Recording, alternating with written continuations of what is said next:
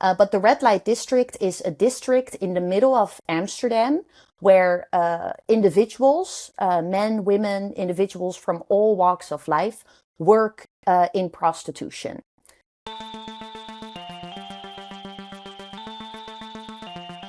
Robin, welcome to the show. Thank you.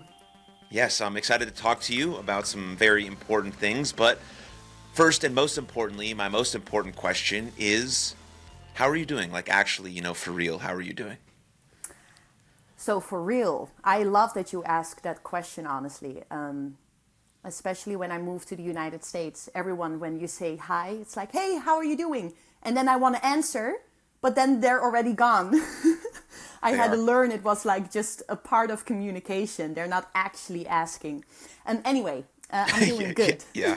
Yes, they are not actually asking. It's actually very interesting. Yeah. Um, Yeah. yeah, it's just a form of sort of hello. Yes, And exactly. yeah, my wife is from London, and they over there they say basically the American version is are you all right?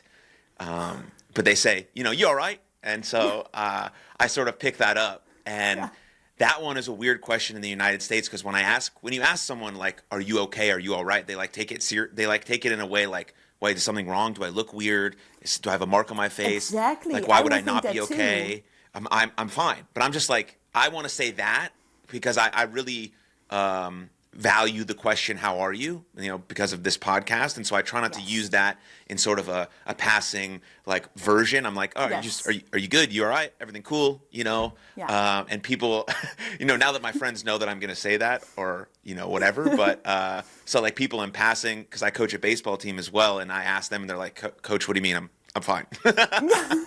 So sometimes it comes weird so that like we all speak the same language, but some of that stuff is quite interesting. And another one, just super off topic, but it came into my brain when we were visiting my wife's family maybe like a month or two ago.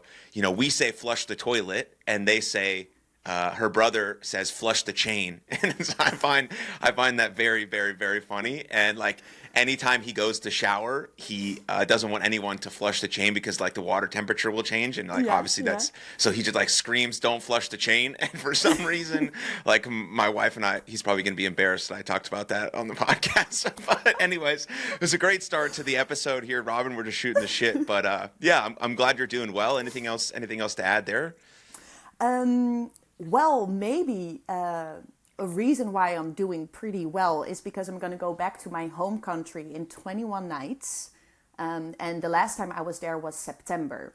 So it's been a while. It's been, what is it, 10 months? Almost 9 months.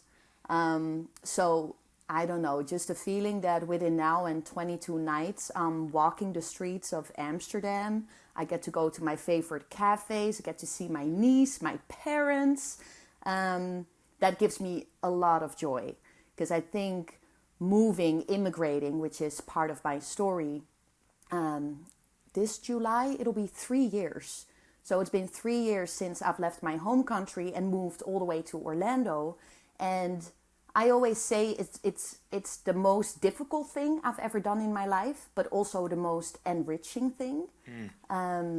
And that's really the truth. Sometimes it's very difficult, and sometimes I look around the room and I'm like, wow, I would have never had all this if it wasn't for immigrating. But now that I get to go back, I walk around with a huge smile all day. So I'm doing good. Yeah. Yes. What's it like growing up in Amsterdam? Because like for an American, people think of only a couple things. We'll get into the sort of the nitty gritty of that. They think of like being able to smoke weed anywhere you want. They think of like the Yes. red light district, a very touristy area. But obviously Yes. that's not your experience. So what's it like, growing up there? Growing up there, I love it. I think when you speak to someone who has really lived their whole lives in Amsterdam, they will say the same as I. It's amazing. It is a melting pot of cultures. I've been told, and I think that is still actually a fact, that Amsterdam is the number one city with the most cultures altogether of the whole world. So growing up, you always eat good food. You are part of very cultural parties. You have friends from all over the world. So you are very rich in your knowledge about the world. Nothing is too crazy in Amsterdam. So wherever I go, doesn't matter where I go in the world, I am never amazed or shocked. I can adapt very easily.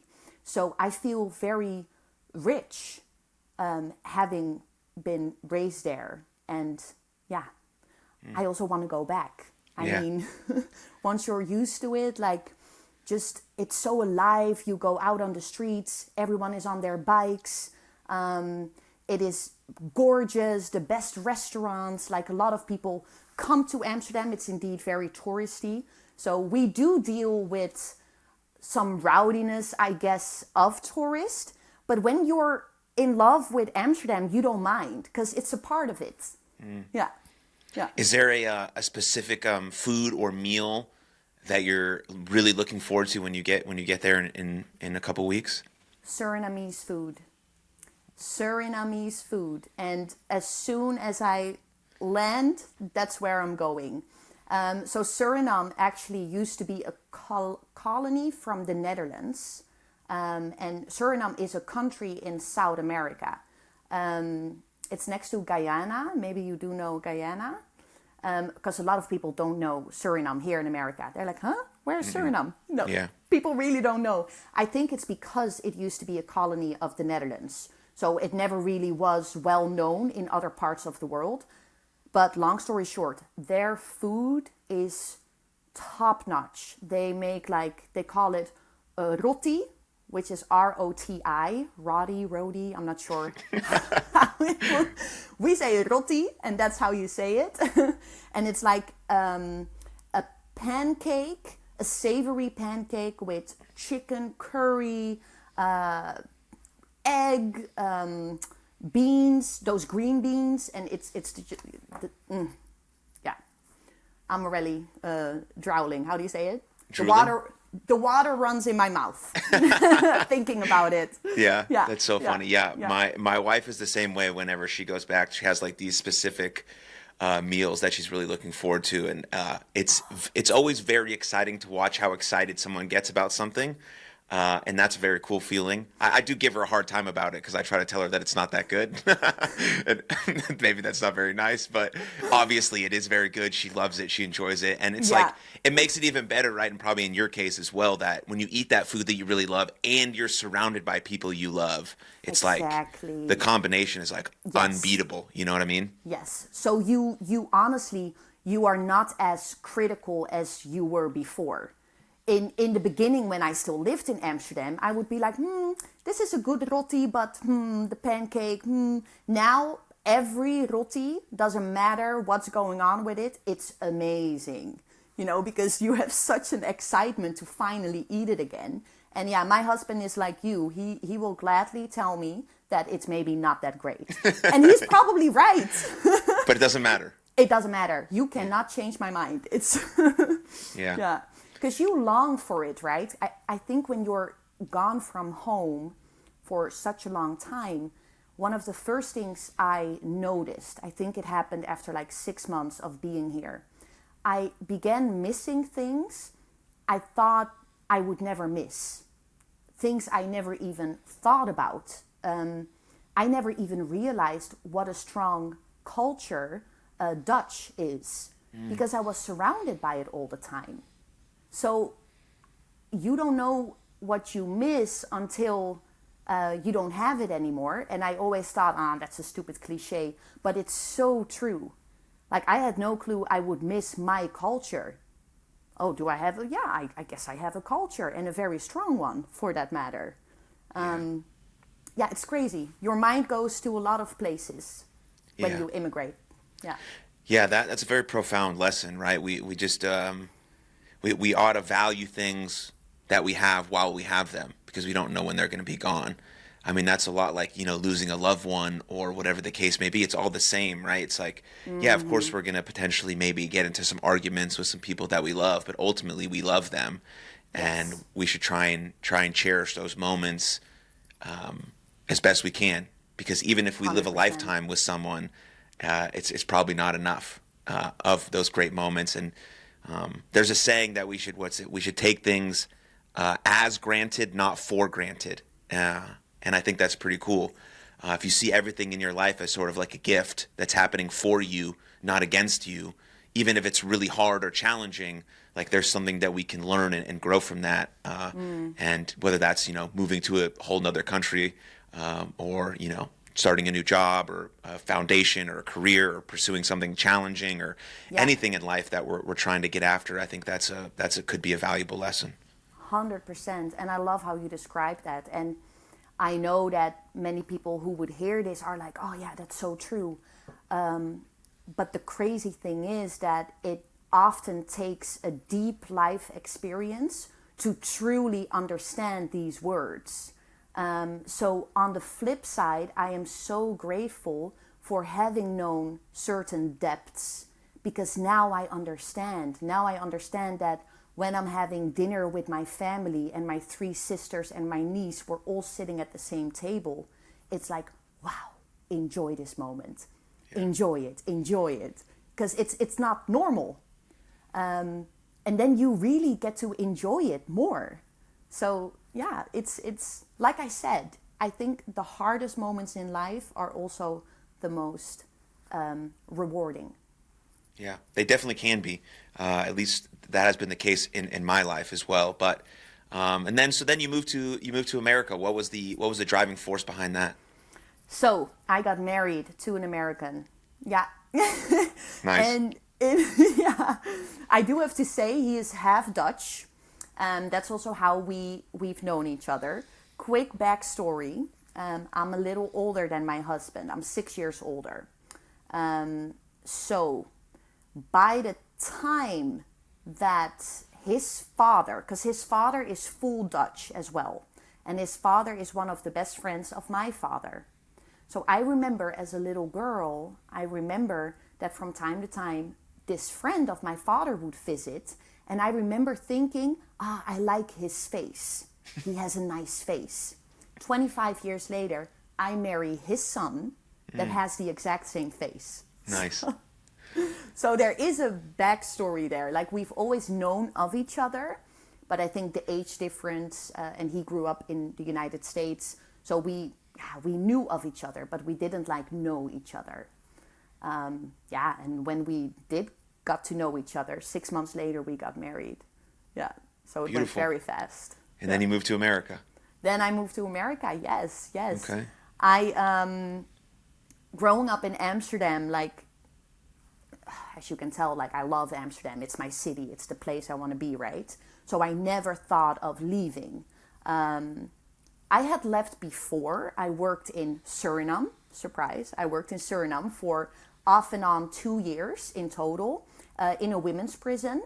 So my longest being away from home was 7 months to work in South America, in Suriname.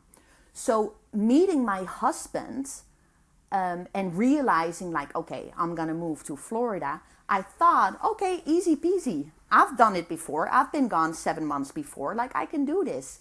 I didn't know it was gonna be that hard. But yeah, long story short, we met September, we got married May, and then in July, I was living in Florida. And that is this July, 3 years ago. Yeah. Wow. So what have you adopted about American culture that you really like? Ooh, okay. What I really like is, how do I put it into words? Okay, maybe it's an Orlando thing though. I've learned that cities are completely different from each other. People see the United States as this one country, which it is on paper, but every state has their own way of doing things. So maybe it's an Orlando thing, but I do love it. Here in this city, there's a lot of uncharted territory. The Orlando city is not that old. So if you want to start a business or you have a good idea, then I do feel Orlando, plus United States as well, the rest of the United States, it's the place to be.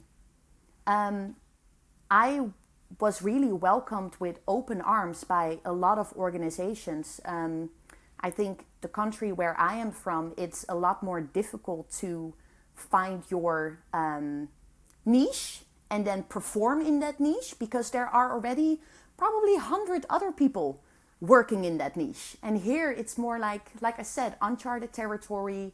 And I remember my husband telling me, I'll close off with that. My husband told me before I moved here, because I told him like, I have this dream, I want to start a nonprofit. And he told me like, if you have a good idea and you know how to vocalize it, Americans will gladly add a seat to the table. And you will have a voice. People want to collaborate. And I do love that about Americans. Yeah. Yeah. Yeah, that is one of definitely our strengths. Yeah, we you know, regardless of maybe what you see on social or anything, the sort of the entrepreneurial spirit of like building Yes. something from the ground up Yes. is very much, I think, encouraged, and that's a beautiful thing. I don't think the entrepreneurial journey or starting a nonprofit is for everyone, because it's very hard. There's a lot of Yes. lonely work. There's a lot of work where people say no and you get rejected a lot. But there are, as you're saying, people who do, once you find those right people who want to help, Yes. who want to Yes. encourage, who want to point you in the direction of someone who knows this person, who knows that person. And then suddenly you Exactly. have a group of 10 people who are all trying to do something great in the nonprofit field. And then when you have a question about why the IRS is sending me a $40,000 bill, you can like figure it out. You know, it's like, whatever the case may be. And so that part of like American culture is really, really cool. I agree. And so I Yes. think when people move to this country from wherever, they feel that spirit. And I think that Yes. that American spirit is still alive, and people still It do have is. pride in that. And I think that's very Yeah. cool, just as someone who's lived in, America their whole life. Yeah, yeah. Because where did you grow up? Which city? Well, I was born in close to San Francisco, California. Yeah, yeah. And then when I was about 12, 13, we moved to Dallas, Texas. So those two are very, very different places. Yes. And then I've spent some time in South Dakota. I've spent some time in the East Coast, close to New York. I spent a bunch of time in like UK and Germany. And so I've got a pretty good, Yes, you version do. of You what's do. going on.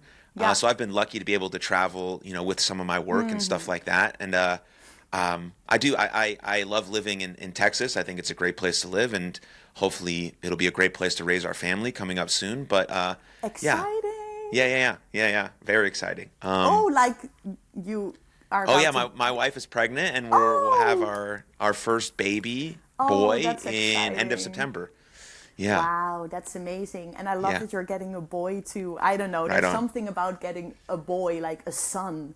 Like, it's so special. Wow. Yeah. Yeah, Yeah, congratulations. because I think a lot about, thank you. I think a lot about, the current men and masculinity in our culture.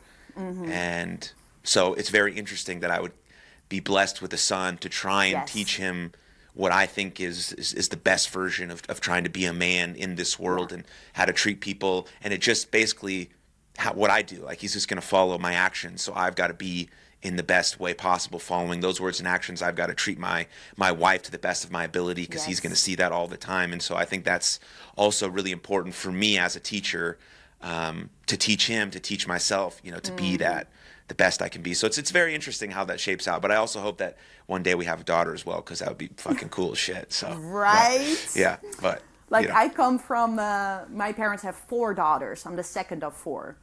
And they are my forever best friends. It wasn't, okay, it was always fun. But we had like stuff go down in our house. I think when you put like 5 women together. Yeah. But I love what you're saying, like about, the image nowadays of men and masculinity and stuff like that, because that is such a big topic as well now in the world. So yeah, you're up for a job for sure, but I just know like this is really, and maybe I'm jumping ahead now, but in my work with my nonprofit, one of my main focuses is whenever I have a client or I give teachings, I speak about identity. And it is so simple yet so profound. But when you know who you are, everything in your life will fall into place. And for someone to know who they are, that's the parents. The parents are responsible for that. When you have a father that encourages you, that builds you up, that steers you whenever needed, and a mother that cares and catches you when you fall, nothing can go wrong. And I truly, truly believe that. I've seen it in my own family. I've seen it with women who have been through the most traumatic situations, and then when they received help and there was time for them to find out who they were before the damage was done, you see them recover. So it's all about identity. And yeah, we have so many topics, right? Masculinity, how to be a man, how to be... Well, what's in your heart, right? Yeah. What makes your heart beat faster? Where are your gifts and talents? And if there's room for you to discover that, and if you as parents can give that to your child, yeah, like I said, everything else in life will fall into place. Yeah. Yeah, I love the conversation around identity, and I think we can jump into it a little bit more here Yes. here in a minute. But let's create a little backstory. Yes. About you have this foundation now. You have this nonprofit called Stay With Me, but when did your work start in sort of helping women in prostitution? Was it Yes. with part of the red light district? What's that all about? Yeah. Talk to us about how you sort of dove into this work, and then we'll get to what's going on today. Yes, sounds good. So, for those who do not know what the red light district is, it's the infamous. I say infamous. Some people would say no, it's famous. Like, depends how you look at it. But the red light district is a district in the middle of Amsterdam, where individuals, men, women, individuals from all walks of life work in prostitution.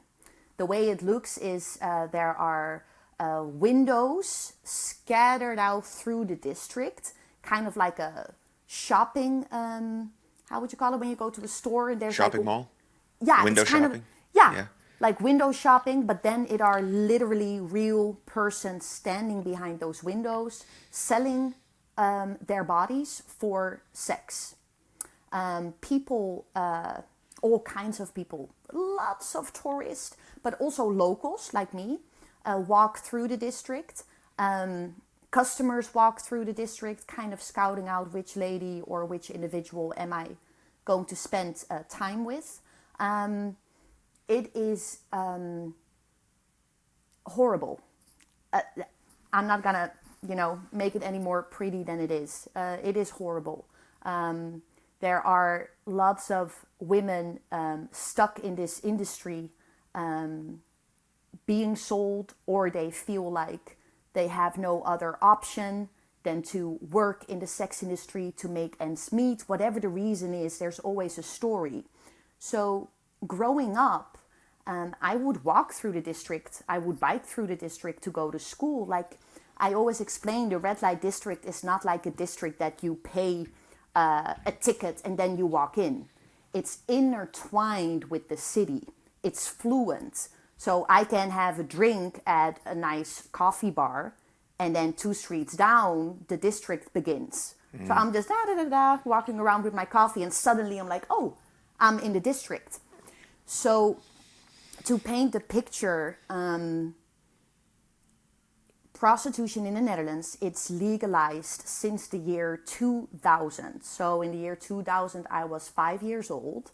They legalized it not because, this is what a lot of people think, like, oh, Amsterdam, you can do what you want, drugs, sex, right? That's the image. Yeah, it is. But they did not legalize it for freedom, do whatever you want. They legalized it because the government couldn't stop it. They tried and they tried and they tried, but nothing what they did, closing down the windows, closing brothels, it didn't work. The problem would just move itself, so it would happen behind the stations, other places in the city. So the government said, okay, if we can't stop it, then let's control it. So by legalizing it, now the government could decide how, where, and when it would take place. And that's how the red light district emerged and is now, a tourist attraction of Amsterdam. Lots of people have their bachelorettes parties there. A lot of guys that are ashamed that they are still a virgin lose their virginity there. They're kind of like with the dudes, like, just go for it, man. We'll wait for you outside the window. And then this boy goes in, loses his virginity, and now he's the man, right? Speaking of the masculinity. Yeah. So a lot is going on there. And to answer your question, growing up, I would always know this is not normal. And one day, and I remember it very vividly, I was walking with my mom. We just ate roti, actually, at our favorite restaurant, which is not far from the district. And my mom walked with me. I held her hand. I must have been under 10. I was around maybe 8 years old. And as we were walking, I remember looking to my right, and I saw a man waving this lady goodbye. And this lady was wearing what I thought a bikini. I didn't know what lingerie was. I thought she was, I only knew like the plain underwear. So I thought, why is she wearing a bikini? So I asked my mom, like, why is she wearing a bikini? And it was in that moment that my mom told me what was going on there and why this man was waving goodbye at her. And she also told me to never look at their bodies, but look into their eyes. And I remember listening to that and thinking, okay. And I felt this responsibility coming over me, like, okay, I'm never going to look at their bodies again. I'm going to look into her eyes. And my mom said the reason why is because then you see their sadness. And that made such an impact on me. But it wasn't until later in life I realized that in that moment, something birthed inside of me, or like a seed was planted. And that just continued to grow. So fast forward, I studied social work. And then when the time came to do an internship, it was easy. I was like, okay, I want to do my internship helping women out of prostitution. So that's how I got involved in it. I did outreach in the red light district in my early 20s. I'm now 29. So I've been in the journey for a while. Yeah. All right. Let me ask us a couple follow-up questions. Okay. Yes. So let's go back to 2000 before it got legalized. Was it just like the sex work industry was just rampant? There was like, were the windows still there, or how was like that transaction made? How did the government understand that it was so bad that they had to legalize it? Or like what's sort of a little bit of the history that went on there? Yeah. So to tell you like the real history, you can go back hundreds of years, because that area used to be a port. So boats of people that would do like trade, the boats would come back around that area. So men had been at sea for what? 6 months, 7 months? What do men want after they want sex? Yeah. Not every man returned, because in those times, I don't want to say harsh numbers or solid numbers, but I think it's, anyway, hundreds of years ago. In that time, not everyone survived the trip at sea. So there were a lot of widows in the city. How are those widows going to take care of their children? By sleeping with other men.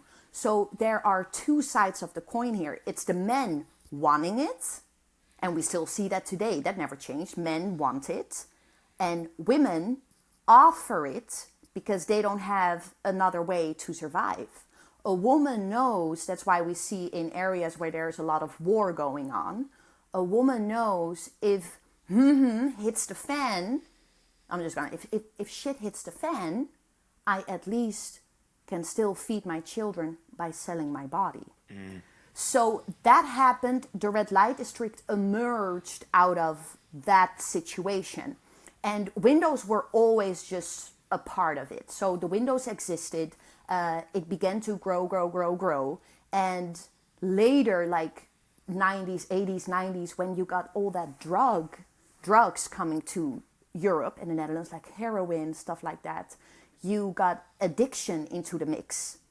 So now you had drug dealers walking the streets, you had gangs, you had the mafia taking over, because you can make a lot of money when you have a few women working for you. So there was just a lot of criminality going on. And it was then that the government said, like, we have to stop this. But it's very, very difficult, because you are not just dealing with women being stuck in it, you're also dealing with the mafia, with gangs, with people higher up that are on the wrong side, that act like they're all good, but they're actually not. So there were killings going on, and I think in the country the size of the Netherlands, there was no other option than to legalize it. Because if they would have kept it illegal, it would have gone underground, and then it happens where we can't see it. Now that's an issue. Because now we, organizations, want to help a woman, but we can't find her. So yeah, that's the short version. Yeah, that's very interesting because, 100, 200 years ago, what you were talking about, women didn't have the freedoms and the choices that they have now. So it makes sense, right, for them to like, okay, this is literally actually my only option if I want to be able to feed my children. It makes sense, right? I have this body, I might as well use it. Like, this is my only way, because they didn't have as many choices and freedoms and skills and all that stuff that they do now. And so then you fast forward to nowadays, it's very interesting to see that women have all of the choices and the freedoms, not everywhere in the whole world, right? Obviously, we still see some very oppressed places in the world, but like in Western civilization, in those types of countries, women do have a choice to do basically whatever they want, and they still then choose a career like this. So it's not always down to choice. There's got to be some other factors that are encouraging women to go into this. We can't just blame this person for just wanting to go into this sex work. That's just a sort of a low-level view of the situation, I believe. Just like when, in a very minimal example, like someone bullies someone at school, the bully is just not a bad person. They're just not inherently like an evil human, right? Yes. Probably something's happening at home, right? There are inherently evil people, but those are like very, very, very like few of society. We just have regular people. Something happened to them, and now they're in this situation. And so maybe go into that a little bit of how women make the choice of going to this, or they're forced into it, or even where it's legalized in a place like the red light district, it still can't all be just, oh, I choose to do this. No, there's always a story. Always. I have spoken to many women in the sex industry, and I have yet to meet the woman that truly can say, oh no, I want this. Most of them say that. But then when you get to know them and you hear their story, there's always something that happened to her that brought her to this place. And we have force, fraud, coercion, which is human trafficking, which is a huge factor. A lot of women, young girls, they get forced into working in the sex industry. But then you also see, let's say it's a spectrum, right? So you have people that choose it, you have people that are forced into it, and then you have the individuals that choose it as a source of income. There is already a story. It's either extreme poverty. Here in the United States, we too see a lot of women that never got the chance to take on an education. Maybe their mother was already in prostitution, so it's kind of normal within their atmosphere. It's a lot of times, I call it generational curses. When a woman is in prostitution, 9 out of 10 times, one of her family members is also in prostitution. So here on the other side of the spectrum, where people choose it voluntarily, there is also a story. But then in the middle, you have this huge expanse of gray. And in this gray area, the trying to figure out if it's force or if this person chooses it is extremely difficult. And from both sides of the spectrum, there are constantly people bleeding into this gray area. To give an example, someone who starts out voluntarily can very well, after a year, meet a man that wants to manage her affairs and now she's being trafficked, right? But if I would speak to her and I would say, hey, are you in this voluntarily or forced? Her answer would be, no, I chose it. Because she will remember that she took the first step, no matter if she's now being forced. And the same is for women who were forced into it. Sometimes their human trafficker gets arrested or he dies, and now they're working for themselves. Because it's not like, oh, my human trafficker died, let's find something else to do. They are already so caught up in this world, they don't know who they are outside of that world. But when I would then meet her and say like, hey, do you work for yourself? Her answer would be yes. So I would be like, okay, voluntarily. But she got forced into it. So it's just very, very difficult to truly know, did someone choose it out of real free will? Because then you're going to go like, what is free will? Is free will when my father beat me up every single night? I got raped by my uncle, and now I take matters into my own hands because I've been abused all my life. Now at least I get to choose who I do it with, and I get money for it. Yeah. Is that then free will? So it's messed up, and it's very difficult having the nonprofit like running Stay With Me. I always tell my team members like, we are not going to do a deep dive into if it's voluntarily or if it's forced. They all need help. No matter how you get into it, you're stuck in it. And you will grow even more stuck in it as you go on. Yeah. Yeah. That's very, very interesting. And it seems also very complicated, you know? It's just very like dealing with someone who's addicted to drugs, right? Yeah. It's like a complicated situation because at the at sort of the surface level, you're like, oh, that person is just choosing to do heroin every single day. Why don't they just fucking stop? Oh, sure, dude. Yeah, no problem. I'll just put it down, stop, no problem. Yeah. All big deal. No big deal, right? It's like there's so many factors that led to these choices, especially with prostitution where it's legalized in the red light district. I think it's a little bit different in the United States with something like OnlyFans, which we can talk about a little bit. But I still think there's a lot of backstory to girls when they choose at 18 or 19 or 20 to go into OnlyFans and start selling their body. I mean, you and I both know Victoria, right? She talks about this a lot. Yes. And so there is always going to be a level of something that led to these decisions, like always. And I think that's important for people to understand, especially when they look at this and be like, oh, that's gross, that's disgusting, why would you ever do that?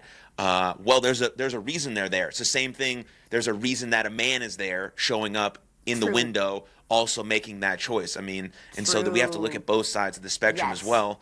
And it goes into the piece you talked about earlier, which is identity. And so is that what you're trying to figure out when you talk to these women, or how to get them out of the situation that they might be in? Yeah. So my focus is always identity. So a big thing that we do with Stay With Me is outreach. That's also how I got started when I was 21, doing outreach in the red light district. Outreach literally means you go to where they are, whether it's a brothel, behind the windows, a strip club, the streets, and you have one goal: to build relationships. So you try to make, call it friendships, I think relationships. You want to get to know them, and you want to help them see that there is a way out, and you want to build a bridge towards a resource that can help them. But the only way for them to understand like, there is a way out, maybe there is hope, is when we go back to who she was before this. What were her dreams when she was younger? No one wakes up one day and thinks, I'm going to become a prostitute. No one. That doesn't exist. Just like men buying sex. No let's say normal for lack of a better word, no normal man wakes up one day, I'm gonna go to the windows and have sex with a woman and pay for it. That doesn't happen, right? So there is a build-up on things going on in this person's life that lead them to this choice. Now that build-up, we can tear that back down. Like, that is not suddenly the new you. We can help you see who you are apart from that. I always talk in my trainings that women in prostitution have two identities: themselves, their true self, and the prostitute. And the prostitute has a different name, a different age, a different character, is completely different from who they really are. And they need to take on this identity of the prostitute, otherwise they can't stand there. Standing behind the window as your true self, that's not gonna happen. You won't last 10 minutes. You have to disassociate from who you really are in order to survive. But now imagine you work in prostitution for 10 years. So for 10 years, you take on this second identity. At a certain point, that is all you know. So the real you is underdeveloped. The real you has no clue anymore who it is. Women coming out of prostitution, they don't even know what their favorite color is. They have to completely rediscover who they are. But once they rediscover that in a safe environment, then we can make steps towards true healing. So there is always hope, because the real you is somewhere down there. And outreach workers are gladly helping you to motivate you, like, hey, come on, it's never too late.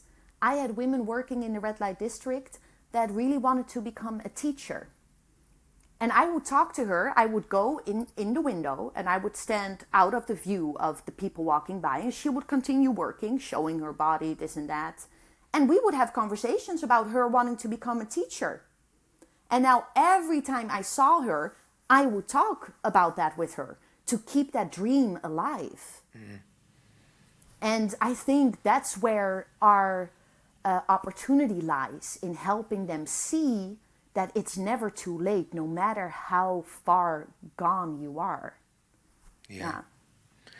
One of the, just to piggyback off that, one of the things that always stood out to me when I talked to Victoria for the first time is that she was working with an OnlyFans girl, and this OnlyFans girl wasn't feeling good anymore about what she was doing and wanted to stop and all these sorts of things, and Victoria was like, well, why don't you just do something else? And she said, well, I can't do anything else. I'm not good at anything else. I have no other skills. I have no other value except for my body. And that is a very heartbreaking thing to hear. Because I mean, the most important people in my life are women, my mom and my wife. And if they got that messaging, that's the only thing that they brought to the table, that's horrible. They bring so much to my life. They bring so much support, love, care, compassion. They're good at so many different things. My wife is super smart, and so is my mom, and they're determined and all these sorts of things. And that's the messaging that young girls need to hear. Not that it's super empowering to sell your body. It's just not. It's not empowering. No, I don't know where that came from. I don't know what that makes. I don't know how that makes sense to anyone. But what do you think about that messaging? Because I don't know if it's in Amsterdam and Europe, but it's definitely the messaging in the United States that it's super empowering and it's big time freedom to go put yourself on OnlyFans and sell and do whatever you want. It's like, what the fuck does that mean? I don't get Honestly, that. Yeah. I always view it as the sex industry being very smart.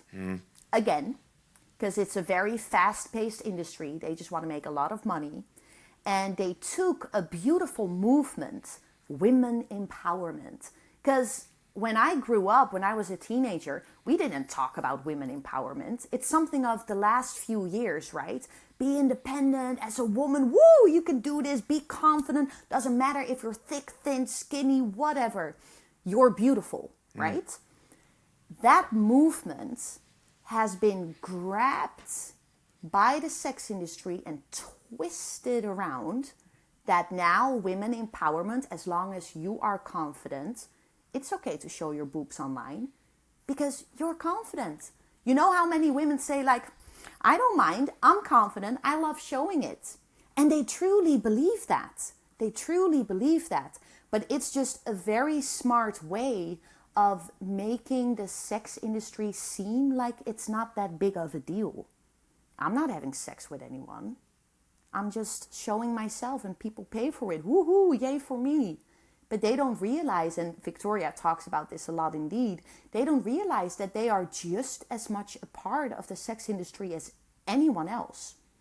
Women in prostitution in Amsterdam, many of them laugh at people working in OnlyFans. They're like, putting yourself online like that? No way, I'm above that. I would never do that. They laugh at that.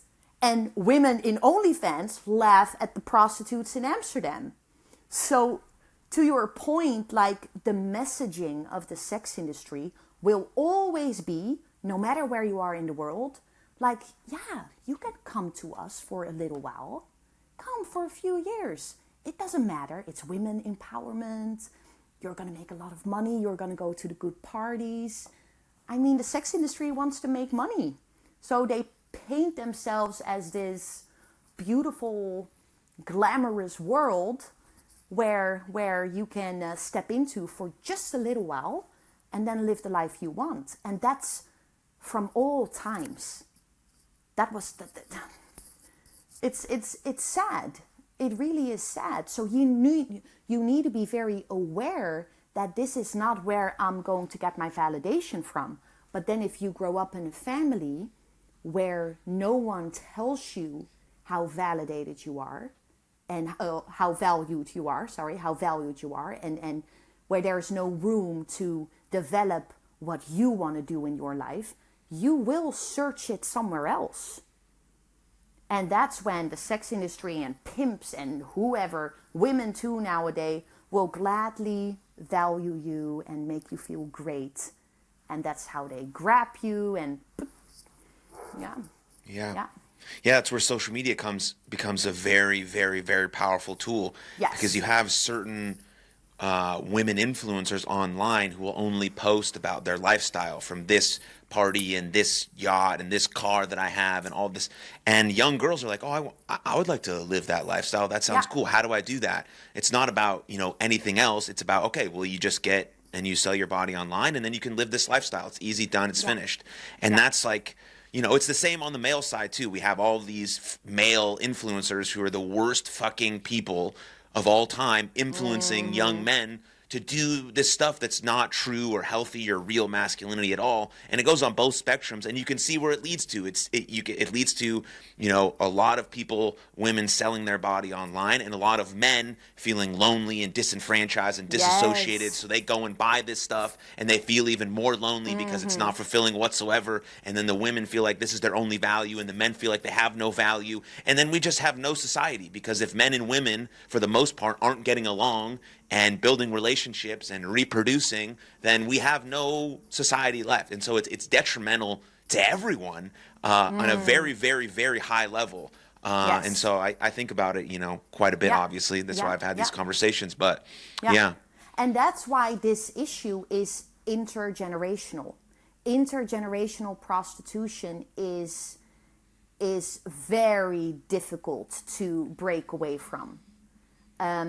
Because you grow up, right, in a family where there is already this environment that you get fed nonstop as a young child. You see your mom dressing a certain way, you overhear certain conversations, and it just becomes normal.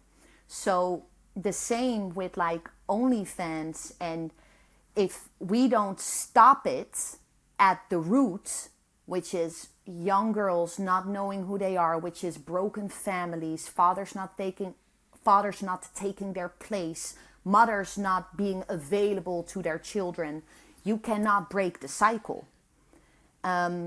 So I still believe we can break the cycle, because you see a lot of good stuff out there as well.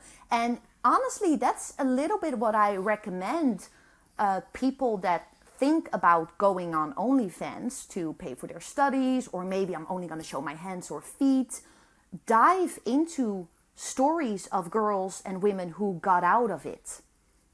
Because there are a lot of women opening up their mouths about the truth and the horrifics. So do your research. Don't just think like, oh, I'm going to do this just showing my hands, just my feet. Do your research, because it's not glamorous. It's not. It will destroy you. It really will. Now, there is always a way out. Always. It's never too late. But you don't want to do that to yourself. No. Yeah. No. Yeah, it's very interesting. Like when people say they're just gonna like do this little thing, I'm just gonna share the same photos that I shared, you know, on Instagram. I told this story to Victoria, but I feel like it's relevant here too, so I'll share it with you. I used to be a professional wrestler, you know, like WWE style wrestling. That's cool. And so the identity stuff is it's very real to me, because I was one person in the ring and one person out of the ring. And it took me a while to figure out who I actually wanted to be. But, you know, that aside, early on in my career, when I was making very, very, very little money, I got introduced to this group of people who would buy socks, underwear, pictures after your shows. And so I was like, okay, I started selling some of my stuff just to make a little bit of money to get by. And I'm like, oh, I'm just going to sell a little bit. I'm just going to sell a sock here or a picture here. Nothing crazy. My face, everyone knows who I am. Or like in this group, people know who I am already because I'm out in the open, but I won't sell anything crazy. Like that'll be weird.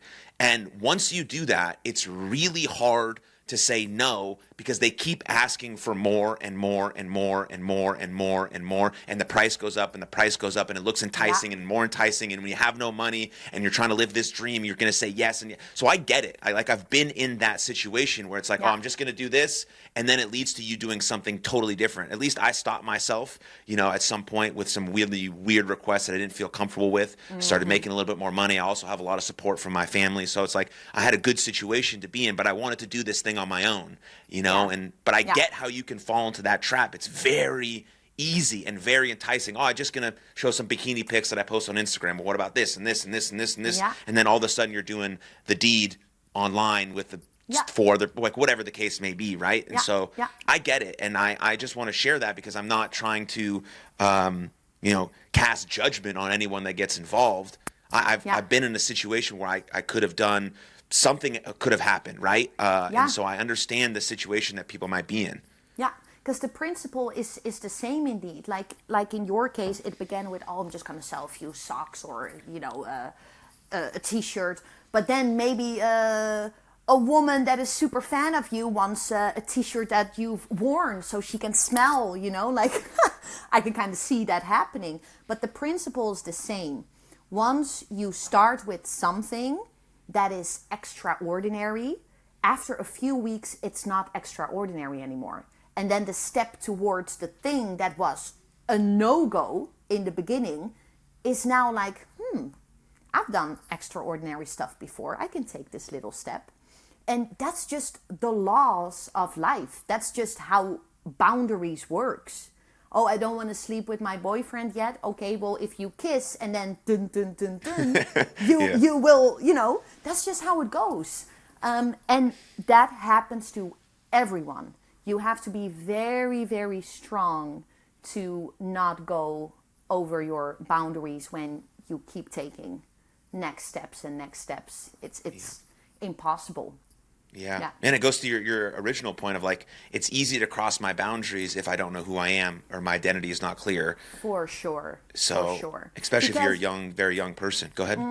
Yeah, if you know who you are, then you know that you don't need to do certain things to get to your goal. Like, no matter what happens in life, no matter the position I'm in, I know that I know that I know that I will achieve that what I want to do. And that is a confidence that if you don't have that and you live life without that confidence, right, it's going to become very, very difficult. But that's why, like, maybe when people are listening, like, we all know someone who is maybe a little bit insecure. And sometimes all it takes is a few comments from a neighbor, a friend, a teacher that does have faith in you. Like, do you know those people that have like a huge success story, and then in an interview they get asked like, so who believed in you? And they're like, yeah, my teacher kept on saying, it was just a freaking teacher. Yeah. It was not even their parent. Like, to instill confidence in someone, to speak out faith in someone, doesn't take hundreds of people. It's just about someone who consistently encourages you and speaks out faith. And so many women, so many men, for that matter, don't have that person. And that hurts me sometimes. Yeah. I'm like, I just wish that on everyone. Like, I was bullied when I was younger. I think I was always a little different. But I was bullied to an extent where I had to eat sand and I had to swallow the sand. And it was horrible. And people would always tell me I was ugly, like just the weirdest things. But I remember going home after a tough bully session and looking in the mirror and being like, ugly? I'm not ugly. This guy is weird that he calls me ugly. Why was I so confident? Because my parents always told me that I was beautiful. If they would not have told me that, I would have believed the lies that were spoken over me. And that is often the case. Like, if you believe the lies that are being said by others or that are being fed to you by social media, then you will turn out in a situation that you don't want to be in. But you believe it, so you're like, oh yeah, I guess this is just, how the cards were dealt. This is, I just got to make the best of it. This is just my life. Too bad for me. But it's not. It's never too late. You're created with a purpose, and I stand firm in that. You're not here just by accident. That's ridiculous. That doesn't make any sense. Yeah. I agree wholeheartedly with you. But now, like, since they legalized it in Amsterdam, and there's been conversations about thinking that we should legalize sex work and prostitution in America. Yes. Do you think that's a good idea? Like, what's your thoughts there? So, honestly, pros and cons. The pro would be that women who work in prostitution here, if it would be legalized, right, they would not have a record. And now a lot of times that they have a record that they go in and out of jail only adds to the trauma. But then again, legalization isn't the answer either. So in all honesty, I have always kind of stepped away from which model works best. Because if you tap into the discussion of, no, we need to decriminalize it, no, criminalize it, legal, it's taking a lot of time because the opinions are so divided. We're dealing with the sex industry, and the sex industry is a world unto its own. They have their own laws. So you can legalize it, but that doesn't mean that they're going to do what you say. Now, keep it criminalized, and a lot is happening on the ground, and it's more difficult to connect with women. So both have pros and cons. And I always say I focus on the person right in front of me, because I've learned from working in both fields, the legal and the illegal field, that the women in it have the exact same issues. It's not like one is doing better than the other. So I'm even at a point where I'm like, I don't even know which model is best. Yeah, like you said, it's really just addressing the root of it, regardless of... Exactly, yeah. Regardless of whether it's legal or illegal, we still got to figure out why this is happening, and then all of that. And whether if it's illegal or legal, human trafficking is still going to be an issue regardless. So like that's like got to be a number one thing that we need to be focusing on, so that people's like literal lives aren't ruined instantly once they get sold into those sort of industries, and whoever's buying those types of people and selling them, or whatever sort of network of fucking people do that horse shit. It's like, got to figure that out too. And then, and then it goes to sort of the the lower scale of that, like what's the root of girls joining OnlyFans and things of that nature, getting into the red light district or saying Yeah. it's their choice, but it's really not. And then, using your approach of the outreach and finding their story and navigating Yes. their trauma and figuring out their identity about who they actually can be and Yes. what value they really do have because they have so much outside of just their body. That's probably like the least important part of them, at least in my estimation, about the women in my life that I 100%. know. Yes. So, Yeah. yeah. Yeah. Oh, the root of it all, identity, identity, identity, identity. That's the root. Once people know who they are, they do what they do. Yeah. My father always said, of course I have this from my father, but my father says, once people find out who they are, what they want to do in life, they won't go for anything less than that. Because you can't run away from it. Like, there will always be that pull, like, oh, I'm actually supposed to be doing this. And the road towards it may look nothing like the end goal you have in mind. Like, I'm not saying, like, I worked at a gas station for 5 years. I loved it. I loved it. I already knew back then this wasn't something I was going to do all the time, but I loved it and I made the best of it. But I had that one goal in mind. And when you lack the resources, when you lack a strong environment where you can talk about these dreams, and now suddenly it's like, oh yeah, but that's possible. You can do it. When you don't have all that, yeah, I don't want to repeat myself, but then all else goes to shit. Yeah. No, it's definitely worth reinforcing and repeating. So, but Yeah. now Yeah. fast forward to today, your work Yes. today. You have this Yes. foundation called Stay With Me. How was that getting that put together? Was that challenging? How's it going in terms of your outreach and people you've talked to? I know you had an event recently. So yeah, tell us all the good stuff. So Stay With Me is now on paper 1.5 years old. The idea is a lot older. I think I've had the idea for about 5 years. As mentioned in the beginning, I always thought it would be in Amsterdam. But then when I got married, I also realized quickly, okay, love is what got me here, but it's not why I'm here. Like, my life is not going to change that drastically just for love. There has to be a higher purpose. And then my mind went like, okay, I guess Stay With Me should be launched and founded here in the United States. So fast forward, I have been networking over the past years like a machine. A machine. I would literally go online, look up organizations that I thought, like, oh, looks legit, nice website, good Instagram, nice results, people that were already working with victims of human trafficking. And I would look up who the CEO was and then just cold call the CEO and be like, hey, my name is Robin, can we have a cup of coffee? And that's what I love about Americans. 9 out of 10 said yes. So I had many coffee meetings. Why? To find out where gaps were. I had one goal with Stay With Me, and that was I don't want to do something that someone else is already doing. I want to reinforce what is already being done.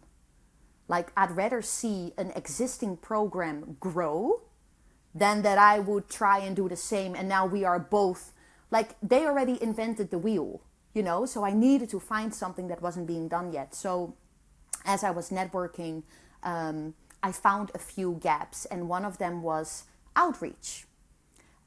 Which is yay for me because I have a lot of experience with outreach. Like, outreach was already being done, but more so by churches, or it was an additional part of the program. But it wasn't like there was an organization that the sole focus was outreach. So fast forward a few years later, we are now a strong team. And we are in the process of developing a new outreach project, which is a very innovative outreach project. And for the safety of the project, I sadly cannot share what it is. But I can tell you we are bringing something to the streets, something to the strip clubs that will help us have long conversations with women who are working in the sex industry. Because the current outreach projects are like food outreaches or clothing, but then a lot of times you only have like 5 minutes. They come, they grab their food, maybe you have a somewhat longer conversation with someone, but then they have to continue their work, so it's very difficult to build relationships. So with that in mind, we developed a new outreach project, which I'm hoping to launch next year. That's the plan.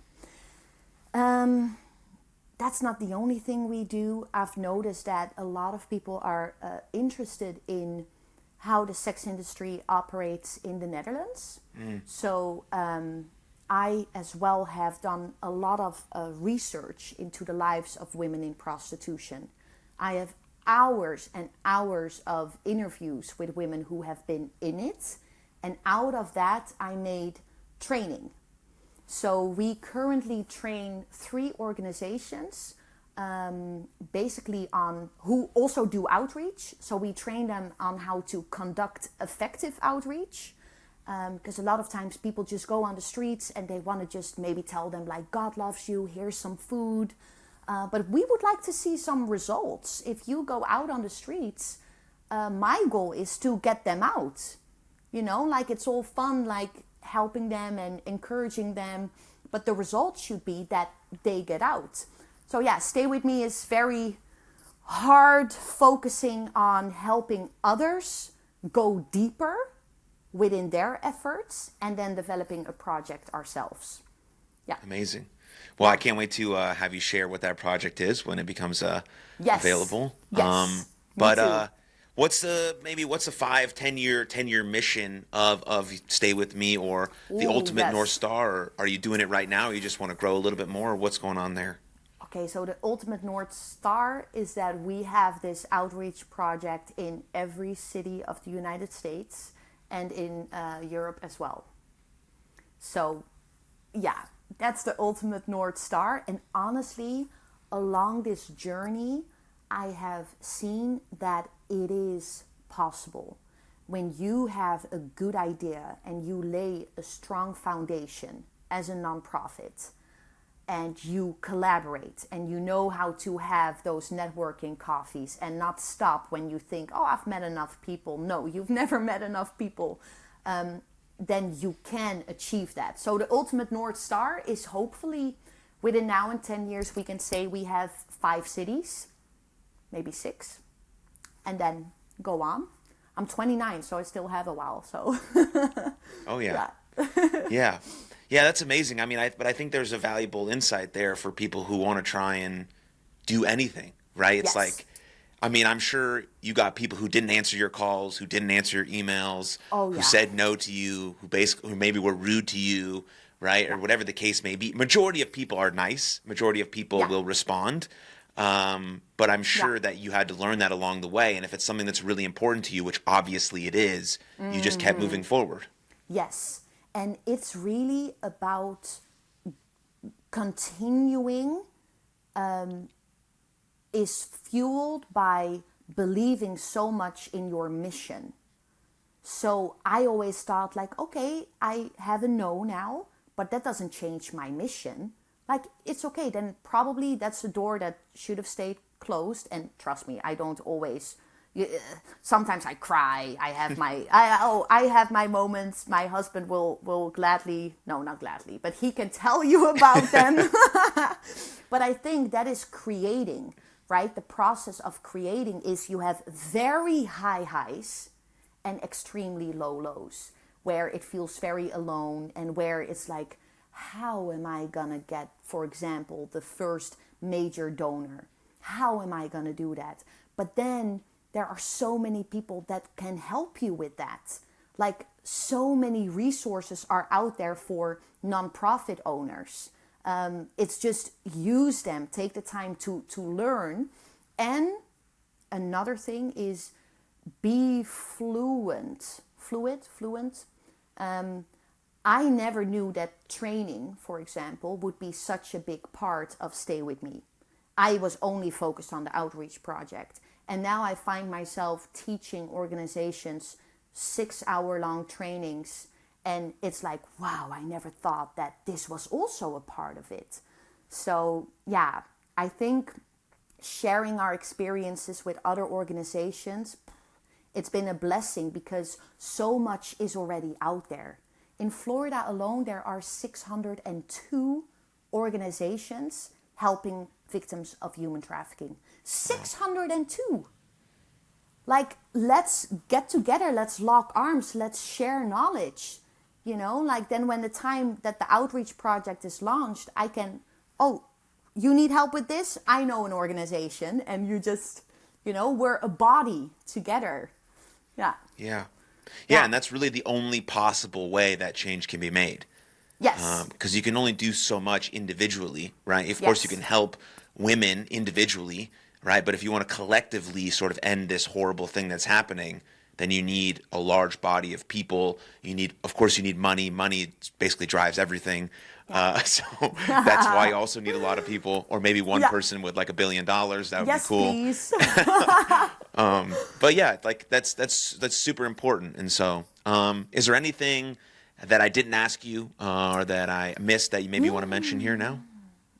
No, I don't think so. I loved talking to you. Like, it's always when we talk about subjects like this that it touches so many other subjects.